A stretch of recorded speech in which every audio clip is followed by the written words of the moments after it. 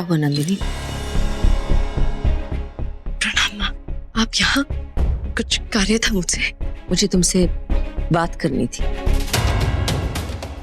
कहिए। कल सर दर्द का बहाना बना के तुम जब मुझसे मिलकर गई तो मैंने तुम्हारी आंखों में आंसू देखे थे। प्रतीत होता है कि ये जान गई है कि मैं चंद्र के कारण शुद्ध थी। कल रात्रि मैंने तुम्हें थुमरी पीते हुए देखा था और आनंद में तुम हंस रही थी। क्या थुमरी? मैं तो अपने कक्ष में थी। मैंने स्वयं अपनी आंखों से देखा है नंदिनी। किंतु यह असंभव है। मैंने जीवन में कभी धूम्रपान नहीं किया। भला मैं क्यों झूठ बोलूंगी? मैंने स्वयं देखा था नंदिनी। परंतु मैं अपने कक्ष में थी माँ। मैं तो आज सुबह ही अपने कक्ष से निकली हूँ। नंदिनी, कल रात को तुम ठीक से सोई थी? निद्रा में कोई विघ्न तो नहीं आया था? मैं तो चैन से सोई थी माँ। परंतु आप ये क्यों पूछ रही हैं? मैंने कहीं सुना है कि किसी किसी को निद्रा में चलने का रोग होता है। जब वो निद्रा में होते हैं तो क्या करते हैं, कहाँ जाते हैं, उन्हें सुबह कोई स्मरण नहीं होता। परंतु मुझे तो ऐसा कोई रोग नहीं। तो मुझे कोई भ्रम हुआ होगा। परंतु तुम उत्सव छोड़कर इस तरह चली क्यों आई? सर का दर्द एक बहाना था, मैं समझती हूँ। बताओ क्या हुआ? नंदिनी, मैंने तुम्हें अपने शत्रु की पुत्री कभी नहीं माना। सदा अपना माना है तुम्हें और सदा यही कामना की है कि तुम एक सुखी जीवन जियो। बताओ क्या बात है? मैं उत्सव छोड़ के चली गई क्योंकि मैं चंद्र से रुष्ट थी। परंतु क्यों? चंद्र ने ऐसा कहा कि उसे तीसरी पत्नी की कोई आवश्यकता ही नहीं। जब वो मुझे अपनी पत्नी नहीं मानता तो फिर मैं उसे अपना पति क्यों मानूं? इसीलिए मुझे लगा कि मेरे उत्सव में रहने का कोई लाभ ही नहीं। मैं चली गई। चंद्र का व्यवहार तुम्हें बुरा लगा, अर्थात तुम्हारे मन में मेरे पुत्र के लिए भावनाएं हैं, वो तुम्हें अच्छा लगता है? नहीं, चंद्र मुझे अच्छा नहीं लगता। वो मेरे पिता महाराज का सबसे बड़ा शत्रु है। उसने मेरे भाइयों का वध किया है। मैं उसे पसंद नहीं करती। तुम कितना भी छुपा लो, किंतु तुम्हारे मन में चंद्र के लिए भावनाएं हैं। तुम ये नहीं देख पा रही हो कि तुम एक भावनात्मक दुविधा में हो। एक और तुम्हें ऐसे लगता है कि तुम्हें उस पर बहुत क्रोध है, घृणा करती हो तुम उसे, क्योंकि उसने तुम्हारे परिवार का नाश किया है। और दूसरी ओर तुम उससे प्रेम करती हो क्योंकि वो तुम्हारा पति है और यही सत्य है।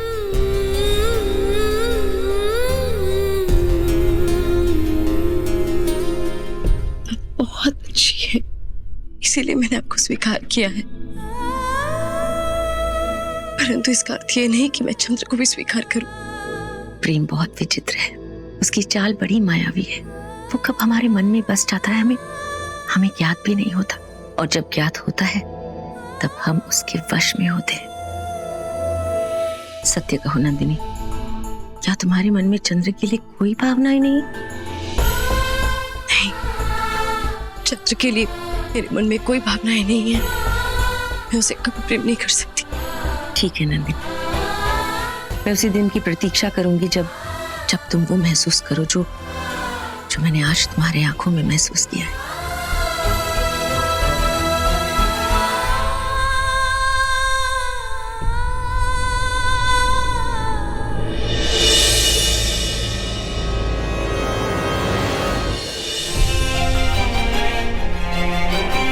नहीं माँ, ऐसा दिवस कभी नहीं आएगा। मैं चंद्र से कभी प्रेम नहीं कर सकती, कभी नहीं।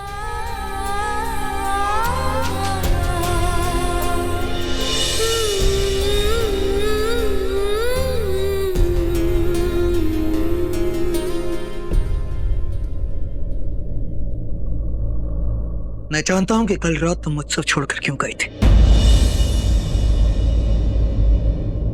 एक मेरी माँ जिन्हें ये लगता है कि तुम मुझे पसंद करती हो, और चूंकि मैंने तुम्हें कोई मूल्य नहीं दिया इस कारण तुम्हें पीड़ा हुई। और एक मैं हूं जो सत्य जानता है कि कल तुमने मेरी बहन को मलय केतु का निकट देखा, वो बात तुमसे बर्दाश्त नहीं हुई, इस कारण तुम्हें पीड़ा हुई है ना।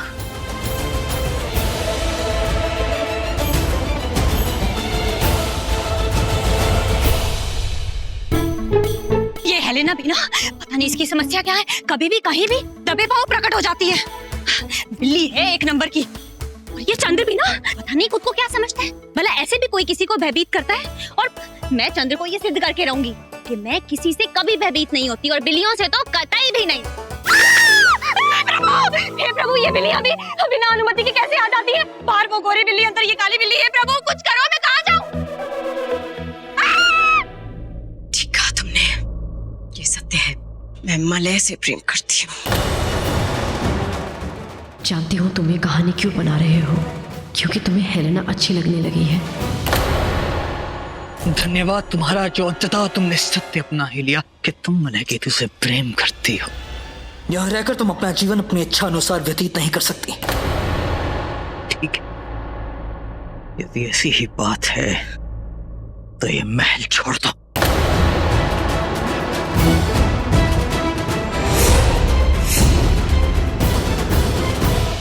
क्या तुम चाहते हो कि मैं महल छोड़ दूं? हाँ, कम से कम मेरी बहन का जीवन तो सुखद बीतेगा। और तुम हेलेना के साथ शांतिपूर्वक रह पाओगे, है ना? तो इसमें बुराई क्या है? वो पत्नी है मेरी, और वो भी एक योग्य पत्नी। उचित कहा तुमने, एक और हेलेना है जो तुम्हारी योग्य पत्नी है, जिससे तुम प्रेम करते हो, और दूसरी ओर दूरधरा है तुम्हारी बचपन की मित्र बची मैं, जिसके विषय में तुम्हें लगता है कि मैं छाया का गृहस्थी जीवन नष्ट कर रही हूँ। तो स्वयं का जीवन भी नष्ट कर रही हो मलय केतु के समीप रहकर। देखो नंदिनी, आज मलय मेरी बहन के साथ बहुत प्रसन्न है, और मैं अपनी बहन को दुखी नहीं देख सकता हूँ। और इसीलिए तुम चाहते हो कि मैं चली जाऊं? चलो, अब तो तुम्हें मेरे शब्दों का अर्थ समझ में आया। ठीक है, मैं चली जाती हूँ। मैं आज रात्रि ही निकल जाती हूँ। मुझे भी यहाँ रहने में कोई रुचि नहीं है। हेलेना के शरीर पर वो प्रेम घाव देने के पश्चात तो कतई नहीं। मैं यहाँ रहकर ये सब क्यों देखूं? पता नहीं क्यों, परंतु ये सब देखकर मेरा मन बहुत दुखता है। एक बात तो बताओ, जब तुम जानती हो कि मलय आज किसी और का पति है, मेरी बहन का पति है, तो फिर तुम्हें उसके लिए ये सब करने की आवश्यकता क्या है? समय मेरे पास अधिक नहीं है, मुझे अपना सामान बांधना है। ठीक है, चली जाओ यहां से। एक बात कहना चाहती हूँ तुमसे चंद्र, इस संसार में मेरे लिए सबसे अधिक अपमान की बात यही है कि मैं तुम्हारी पत्नी हूँ।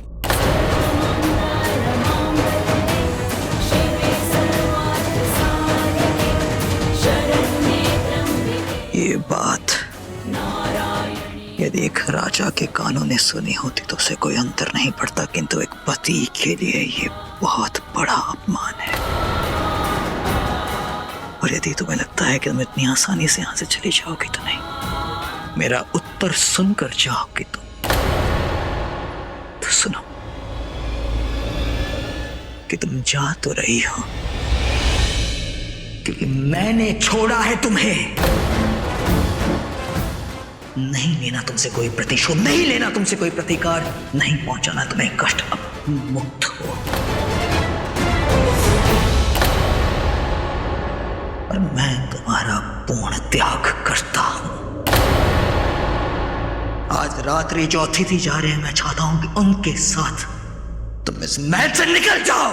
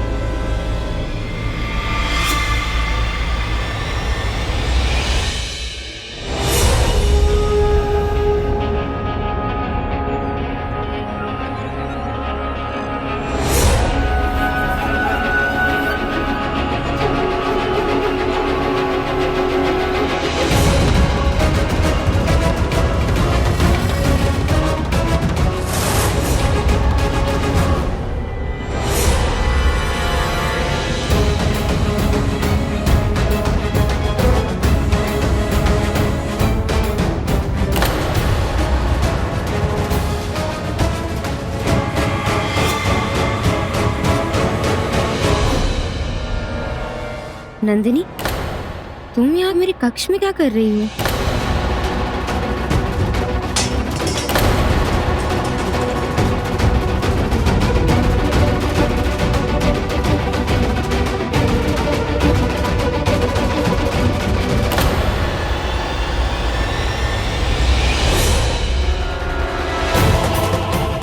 ये नंदिनी कहाँ चली गई और वो मेरे कक्ष में क्या कर रही थी? मुझे जाकर नंदिनी से बात करनी चाहिए।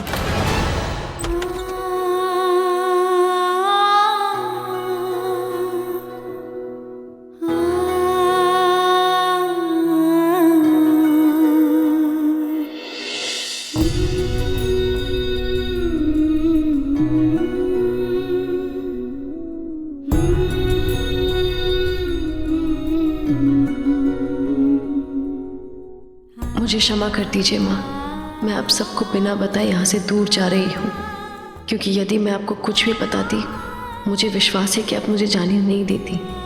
मैं यहाँ से बहुत दूर जाना चाहती हूँ, चंद्र से बहुत दूर जाना चाहती हूँ। मैं जानती हूँ कि वो मेरा सबसे बड़ा शत्रु है, मेरे पिता महाराज का शत्रु है। उसने मेरे सभी भाइयों की हत्या कर दी, किंतु मैं अपने हृदय में जो उसके प्रति अनुभव करने लगी हूँ वो सही नहीं है। मुझ में इतना साहस नहीं था कि मैं आपसे ये सारी बातें कर सकूं। इसी कारण ये पत्र छोड़कर जा रही हूँ।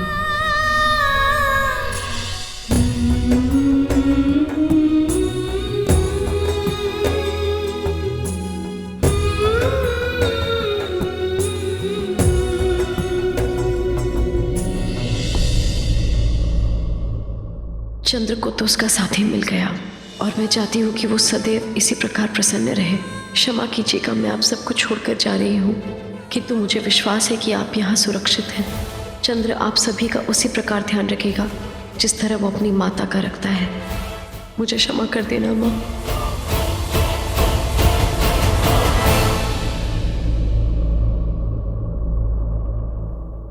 नंदिनी, नंदिनी पुत्री रुक जाओ। नंदिनी, माँ आप मुझे नहीं रोक सकेंगी। माँ आप मुझे नहीं पकड़ पाएंगी।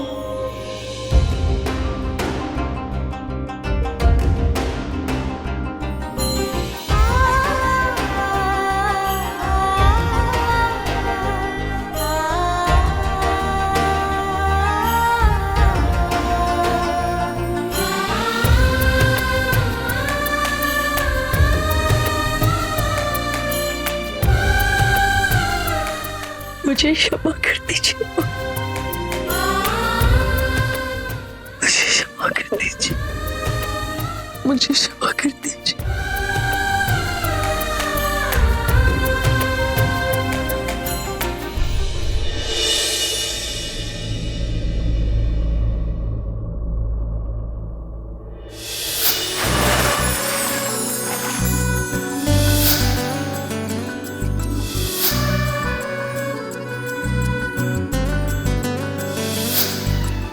आचार्य, मैं कहने के लिए क्षमा चाहूंगा, परंतु केवल इस कारण कि ये एक स्त्री है, इसे ज्ञान पाने का कोई अधिकार नहीं। तुम जा तो रही हो क्योंकि मैंने छोड़ा है तुम्हें। मैं तुम्हारा पूर्ण त्याग करता हूं। आज रात्रि जो अतिथि जा रहे हैं, मैं चाहता हूं कि उनके साथ तुम इस महल से निकल जाओ।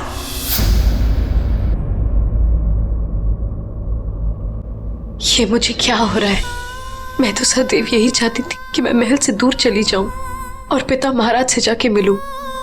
और अब जब चंद्र ने स्वयं ये बोल दिया कि मैं इस महल को छोड़ के जा सकती हूँ, तो फिर मेरे मन में ये दुख कैसा? मुझे तो प्रसन्नता होनी चाहिए कि मेरे पिता महाराज के सबसे बड़ा शत्रु और मेरे भाइयों का हत्यारा, उससे अब मैं दूर जा रही हूँ। अब उसके सदन में मुझे उसकी पत्नी बनकर रहने की कोई आवश्यकता नहीं। हाँ, मैं तो सदा यही चाहती थी, मैंने यही तो कामना की थी कि मुझे इस बंधन से मुक्ति मिले।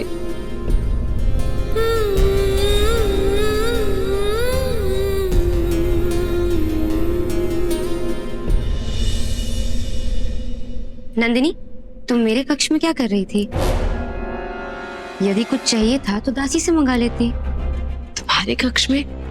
परंतु मैं तो तुम्हारे कक्ष में नहीं गई थी। मैंने स्वयं तुम्हें मेरे बिस्तर पर आराम करते देखा। नहीं छाया, मैं तो अपने कक्ष से निकली ही नहीं। फिर मैं तुम्हारे कक्ष में कैसे जाऊंगी? जहाँ तक मुझे याद है तुम प्रीति भोज से बिना भोजन के वापस आ गई थी, और फिर जब मैं अपने कक्ष में गई तो तुम वहीं लेटी हुई थी मेरे बिस्तर पर। नहीं छाया, मैं तुम्हारे कक्ष में नहीं गई थी, मेरा विश्वास करो।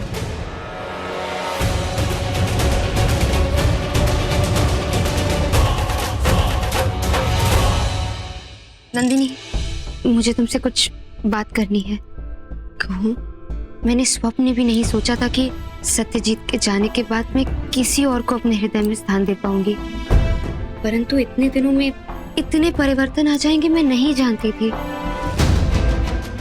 मैं मलय केतु को पसंद करने लगी हूँ। वो मेरा बहुत ध्यान रखते हैं। कितनी भोली है ये, बेचारी मलय के इस नाटक का शिकार बन गई, और मैं भी तुम्हें कुछ सच नहीं बता सकती। मैं जानती हूँ कि मलय तुम्हारा मंगेतर था और तुम उसे बहुत चाहती भी थी। जिन परिस्थितियों में तुम्हारा चंद्र से विवाह हुआ, मेरे हृदय में मलय केतु के लिए कभी भी किसी भी प्रकार की कोई भावनाएं नहीं थी, और मैं तुम्हारे और मलय के लिए प्रसन्न हूँ। धन्यवाद नंदिनी। तुम नहीं जानती कि तुमने मेरे हृदय से कितना बड़ा बोझ कम कर दिया। मैं बता भी नहीं सकती मैं कितनी प्रसन्न हूँ।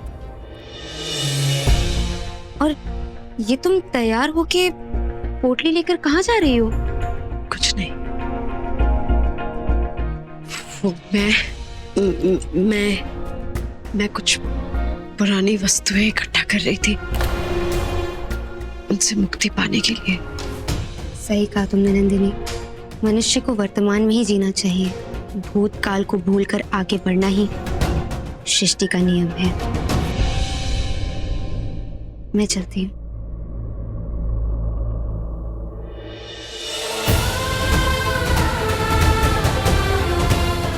मैं तुम्हें नहीं बता सकती छाया, मैं नहीं बता सकती कि मैं इस महल को छोड़ के जा रही हूँ सदैव के लिए, इस महल से दूर, सबसे दूर।